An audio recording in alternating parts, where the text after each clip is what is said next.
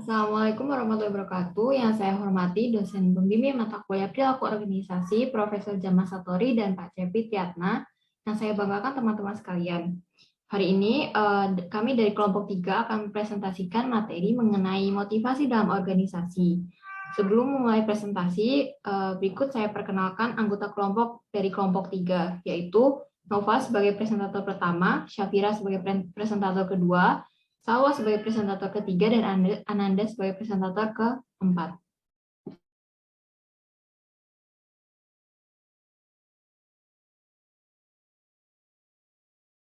Baik, di sini saya akan memaparkan materi mengenai motivasi.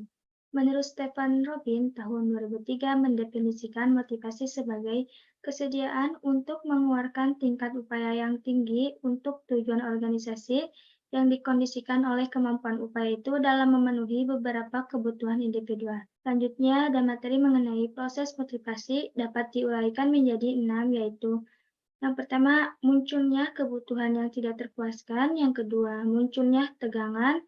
Yang ketiga, adanya dorongan. Yang keempat, perilaku pencarian. Dan yang kelima, ada kebutuhan dipuaskan.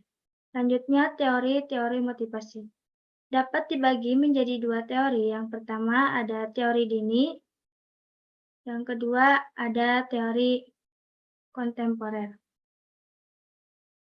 Teori dini dapat dibagi menjadi 3 bagian, yaitu yang pertama ada teori hierarki kebutuhan, yang dimana teori ini menjelaskan bahwa motivasi yang tumbuh dalam diri seseorang tergantung pada keberadaan seseorang dalam hierarki tersebut.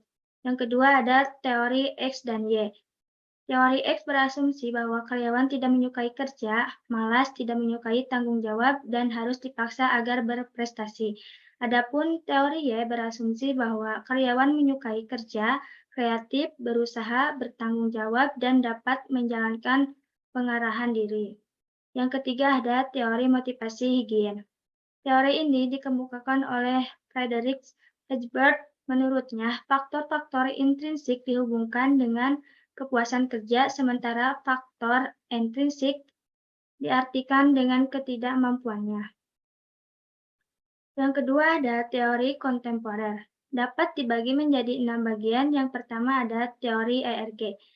Teori ERG dikemukakan oleh Clayton Alderfer. Kata ERG merupakan sebuah kepanjangan dari existence, yang artinya eksistensi. Yang kedua ada relatedness atau hubungan. Dan yang ketiga ada growth atau pertumbuhan. Yang kedua ada teori kebutuhan McClelland. Menguji kondisi masing-masing individu dengan menggunakan alat yang dikuantifikasikan dalam satuan ukuran. Yang ketiga ada teori evaluasi kognitif. Teori ini berasumsi bahwa membagi ganjaran-ganjaran intrinsik untuk perilaku yang sebelumnya secara intrinsik telah diberi hadiah cenderung mengurangi tingkat motivasi keseluruhan. Yang keempat ada teori penetapan tujuan. Tujuan yang khusus dan sulit menghantar ke kinerja yang lebih tinggi atau maksud-maksud untuk bekerja ke arah suatu tujuan. Yang kelima ada teori penguatan. Memandang perilaku itu muncul disebabkan oleh lingkungan. Dan yang terakhir ada teori keadilan. Mengemukakan bahwa individu akan membandingkan masukan dan keluaran pekerjaan mereka dengan masukan atau keluaran orang lain dan kemudian merespon untuk menghapuskan setiap ketidakadilan. Sekian dari saya, terima kasih. Kebutuhan sebagai dasar motivasi. Menurut Abraham Maslow dalam bukunya Motivation and Personality, mengemukakan bahwa inti kebutuhan manusia dapat dikategorikan dalam hierarki kebutuhan. Masing-masing kebutuhan itu hanya akan aktif apabila kebutuhan yang lebih rendah terpenuhi.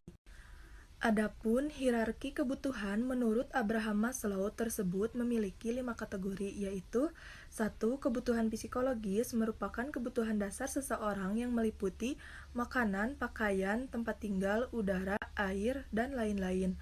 Kebutuhan ini berhubungan dengan kelangsungan hidup dan pemeliharaan kehidupan manusia. Tanpa memenuhi kebutuhan ini, maka seseorang sulit untuk bertahan hidup. Yang kedua, ada kebutuhan keselamatan.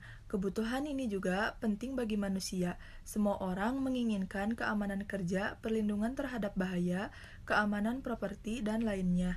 Biasanya kebutuhan ini muncul setelah kebutuhan fisiologis terpenuhi. Ada kebutuhan sosial. Kebutuhan ini muncul dari masyarakat. Manusia merupakan makhluk sosial sehingga butuh untuk berinteraksi dengan manusia lain.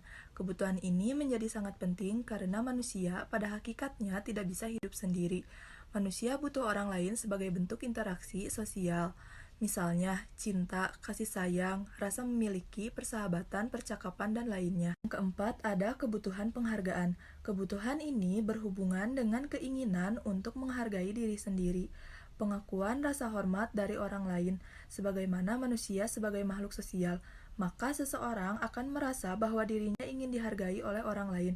Seseorang ingin merasa dibutuhkan oleh orang lain dan ingin orang lain melihat dirinya sebagai seseorang yang spesial. Yang kelima, ada kebutuhan aktualisasi diri. Ini adalah kebutuhan dari tatanan tertinggi dan kebutuhan ini ditemukan pada orang yang sebelumnya kebutuhannya dipenuhi. Kebutuhan ini mencakup kebutuhan untuk pelayanan sosial ataupun meditasi. Dengan cara aktualisasi diri, seseorang dianggap sudah lebih dihargai lagi. Seseorang akan melakukan pelayanan bagi orang lain sehingga menjadikan dirinya bermakna lebih bagi orang banyak. Baik, di sini saya akan menjelaskan mengenai ciri-ciri individu yang memiliki motivasi berorganisasi. Dalam melakukan sesuatu, individu diharapkan mempunyai motivasi yang tinggi, demikian pula dalam berorganisasi. Gibson dalam Utami tahun 2009 mengemukakan bahwa individu yang memiliki motivasi tinggi dapat dilihat atau dicirikan dengan sikap dan perilaku antara lain. Yang pertama, sikap menyatu dengan pekerjaan. Yang kedua, bertanggung jawab secara kreatif dan inovatif. Yang ketiga, kemampuan memperhitungkan dan menanggung risiko. Yang keempat, semangat kerjasama. Yang kelima, optimisme berkarir. Dan yang keenam, rasa memiliki. Serta yang ketujuh, keinginan umpan balik. Kemudian ada 3 ciri orang yang memiliki motivasi kekuasaan tinggi menurut McLean, yaitu yang pertama memperjuangkan gagasan, yang kedua dapat memimpin dan mempengaruhi, yang ketiga memberi masukan. Selanjutnya, ciri orang yang memiliki motivasi afiliasi tinggi menurut McLean, yaitu yang pertama dapat bekerja sama, yang kedua suka membantu rekan kerja, yang ketiga bertukar gagasan dengan orang lain. Kemudian saya akan menjelaskan mengenai faktor-faktor yang mempengaruhi motivasi dalam berorganisasi. Menurut Chung dan Megginson dalam Gomez tahun 2001 menjelaskan bahwa motivasi melibatkan faktor-faktor individual dan faktor organisasional. Faktor individual tersendiri meliputi kebutuhan-kebutuhan atau needs, tujuan atau goals, sikap atau attitude, kemudian kemampuan atau ability. Yang kedua, faktor-faktor organisasional meliputi pembayaran atau gaji, atau dalam bahasa asing yaitu pay, keamanan pekerjaan atau job security, sesama pekerja atau coworkers, pengawasan atau supervision, pujian atau praise, dan pekerjaan itu sendiri atau job itself.